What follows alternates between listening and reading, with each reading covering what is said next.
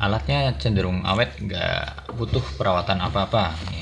Nggak perlu listrik, nggak perlu baterai, nggak perlu dibersihkan juga nggak apa-apa. Selain harus memperhatikan jarumnya turunnya di mana, juga kita harus memantau denyut nadinya munculnya pertama kali di mana dan muncul terakhir kali di mana.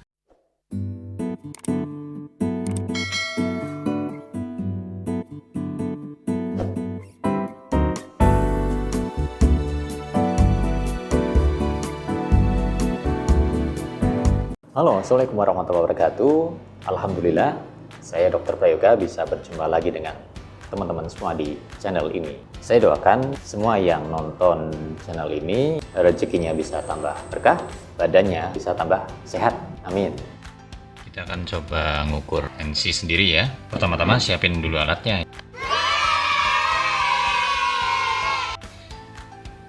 Kita coba pakai alat tensi manual ya. Atau ada yang bilang tensi jarum, tensimeter jarum, atau tensimeter aneroid, atau tensimeter pegas karena di sini ada pegasnya. Alat pertama itu tensimeternya, yang kedua harus ada stetoskopnya karena kalau ngukur tensi ini nggak bisa cuma lihat jarumnya saja, tapi harus mendengarkan denyut nadi pasiennya atau denyut nadi tangan yang diperiksa tensinya. Di minimal butuh dua alat ini. Ini pun tidak harus yang mahal-mahal ya. Sekarang sudah banyak yang terjangkau, yang murah alat tensi seperti ini ya. Di bawah 100.000 pun sudah banyak. Alatnya cenderung awet, nggak butuh perawatan apa-apa ya. Nggak perlu listrik, nggak perlu baterai, nggak perlu dibersihkan juga nggak apa-apa. Yang kedua tensimeter ya, yang kedua itu stetoskop juga sudah banyak yang terjangkau harganya. Ini namanya stetoskop ya, biasanya buat dokter periksa pasien itu juga banyak yang terjangkau harganya. Di bawah 100.000 juga sudah mulai banyak ya, bahkan di bawah 50.000 pun ada ya, macam-macam mereknya, bisa dibeli di apotek biasanya. Nah, langsung untuk periksa tensi, yang ketiga yang dibutuhkan itu jelas tangan pasien ya. Yang lebih baik, yang lebih bagus itu kalau bisa periksa tangan yang sebelah kiri. Kenapa? Karena dia dekat dengan jantung. Kalau enggak ya nggak apa-apa sih, sebelah kanan juga. Hasilnya biasanya pun sama-sama saja gitu. Tapi untuk lebih bagusnya kalau bisa sebelah kiri. Oke, langsung dipasang saja ya. Yang dipasang ke tangan orang itu, tangan pasien itu mansetnya ya. Ini mansetnya jenis dewasa. Kadang-kadang ada orang yang lengannya gede sekali, nanti harus pakai manset yang khusus ya. Nah, posisikan seperti ini. Ini harus sepres mungkin ya, tapi tidak usah terlalu kencang ya. Yang penting tidak longgar. Ya, seperti ini. Posisikan agak ke atas sedikit, kira-kira 2 jari di atas lipatan siku ini. Kedua, perhatikan jarumnya. Terus dicek juga ini pompanya ya, apa dia berfungsi atau tidak. Kalau berfungsi dia harusnya tidak balik lagi jarumnya. Tentu ini harus dikunci dulu ya. Coba dibuka. Oh iya, ternyata dia berfungsi ya. Pencet lagi. Coba dibuka, dia berfungsi. Jadi fungsi pompanya masih normal ya. Fungsi jarumnya juga insya Allah masih normal ya.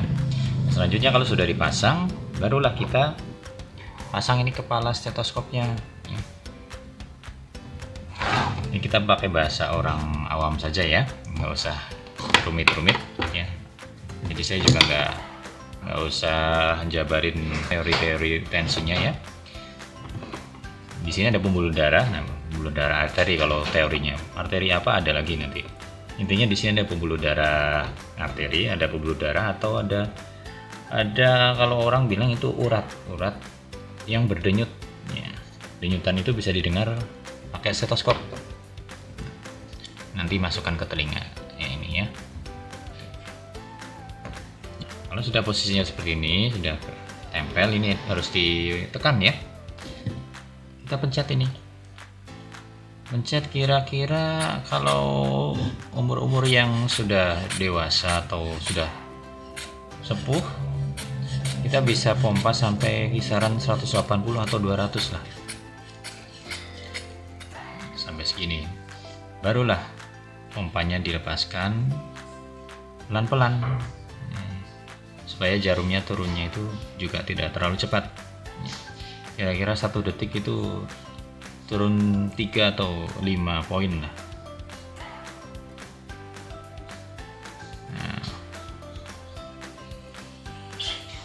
Gitu, kira-kira seperti itu pelannya. Kalau cuma memperhatikan jarum ini, kita nggak tahu tensinya berapa. Ini harus didengarkan lewat telinga. Yang didengarkan apa? Yang didengarkan denyut nadinya. 200, kita coba pencet. Nah, kita turunkan pelan-pelan. Kalau orang normal itu akan kedengaran nadi lagi. Yang pertama kali muncul dia di kisaran 120 atau 130 gitu. Itu yang namanya tekanan sistolik atau tekanan atasnya. Setelah denyut nadinya kedengaran beberapa kali, biasanya juga nanti akan hilang lagi. Denyut nadi yang terakhir terdengar itu yang namanya tekanan bawah atau tekanan diastolik. Jadilah nanti ada 2 angka, tekanan sistoliknya yang atas berapa, tekanan diastoliknya yang bawah berapa, begitu. Jadi ulangi ya, jika dipompa ada denyut nadi terdengar dari sini lewat stetoskop, dipompa terus sampai angka 180 atau 200, diturunkan pelan-pelan, dengarkan baik-baik nadinya. Kalau ada pertama kali nadi kedengaran muncul, itu namanya tensi atas atau tensi sistolik.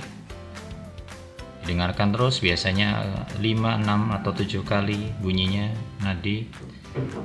Nah, setelah itu hilang lagi.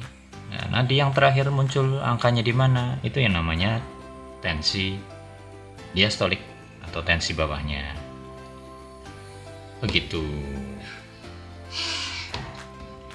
Jelas ya kira-kira ya. Oke.